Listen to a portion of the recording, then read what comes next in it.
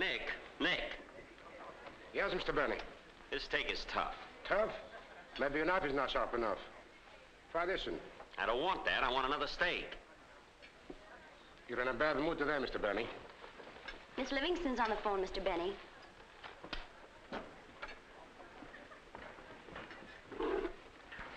Hello, Mary. Hello, Jack. Did you sign your contract? Yes, I signed my contract. What are you mad about? They dropped your option already?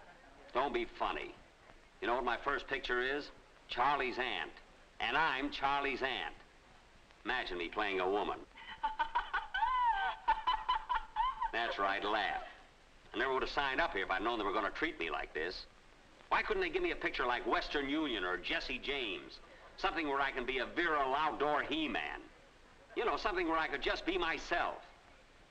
All my life I wanted to be in a picture where I end up getting the leading lady. And what happens? I end up being the leading lady. I could just see you and Donna Michi on your honeymoon. A lot of sympathy I can get out of you. Oh, Auntie, I saw a dress this morning that would look simply lovely. Charley's aunt. It's all Fred Allen has to hear. Hello, Jack. Oh, hello, Ty. What are you doing, taking flying lessons? No, this is my uniform for my new picture, Yank in the RAF. Oh, you got a good part, eh? Jack, it's great. The best part I ever had in my life. You know, this morning we did a scene that was tremendous. I'm flying a Spitfire, see, at 10,000 feet. And down below me, the British are evacuating Dunkirk. Uh-huh. Well, all of a sudden, right in front of me, I see 3 Messerschmitts. So I open up the guns. Brrr, and down goes the first one. Then I open them up again. Brrr, and down goes the second. And then, brrr, down goes the third. No, he does a loop and he gets on my tail. And, oh, hot lead tears through my shoulder. The plane starts careening wildly, and it starts falling. And then what happens? Well, I don't know. We do the rest after lunch. Oh. Gee, that's the kind of a part I ought to play. Is there a love story to it? Oh, sure. And I get the girl, and what a girl. Betty Grable. Gee, Betty Grable. I'll probably end up with Nat Pendleton. What'd you say? Oh, nothing. Hello, fellas. Oh, hello, Randy. Hiya, Jack. Hello, Randy. You're looking at the luckiest guy in the whole picture industry. In Belstow, I do the greatest character you ever saw. It's terrific. Yeah? Why, this morning we did a scene that was just jammed with excitement and thrills. It starts off with Gene Tierney in front of a firing squad. They're all set to pull their triggers. Just then I gallop through on my horse and pick her right off the ground. The men start firing, I wheel around, let go with both guns. Bang, bang, bang, bang, bang, bang. Just then hot lead tears through my shoulder. But I hang on and we manage to gallop away. Oh, boy. I suppose you end up with Gene Tierney. Why, sure, we get married. Well, tell me, Randy, do you kiss her? Do I kiss her?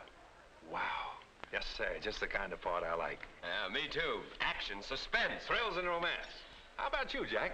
Yeah, that's the kind of a part I like, too. And by the way, Jack, what is your next picture going to be?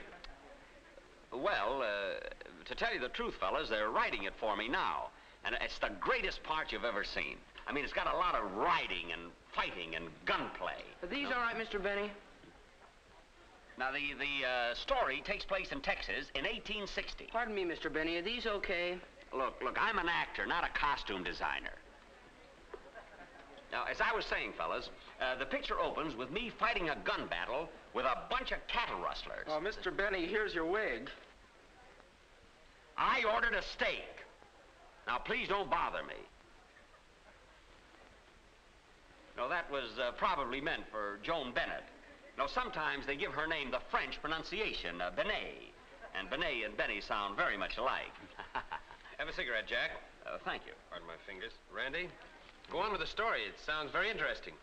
Well, after I wipe out these cattle rustlers, they elect me sheriff and I clean out the town. In that dress? All right, fellas, you got me. Take it away. Okay, Mr. Benny. All right, so I'm playing Charley's aunt. Charley's aunt? Yes, and no hot lead tears through my shoulders.